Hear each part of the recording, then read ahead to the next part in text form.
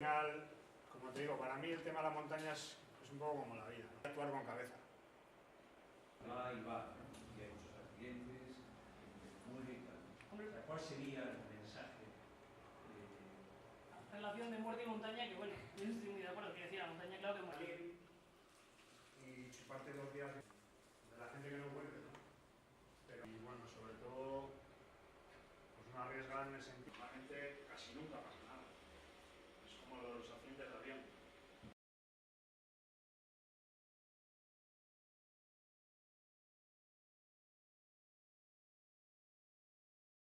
Bueno, zorizena lehenengo eta behin nolako lan eder bat aurkeztu pizkara, bateria. Dago, eta belauntzian zoazela, badago zuen, eta bueno, hortik suabe esan ziguten, zer egin behar ez genuena, ez? Kargatute.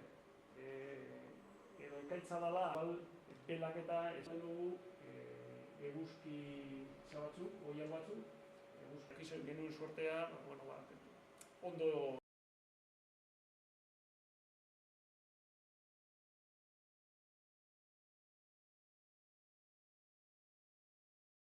beste gauza ni adibidez ez dudan ulertzen, niri gertatzen bazait, nire aurrean, pertsona bat.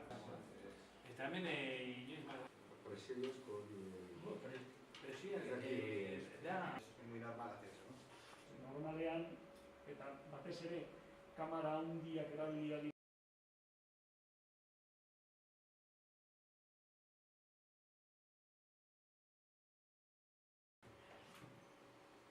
¿Y cómo os recogieron lo que Para haya un canon ya que está previsto en el precio de la gente. A nosotros... Que subieron los jacks, las vacas estas, subieron unos días más tarde. Entonces... Y cocinaba, nos preparaba carne de jack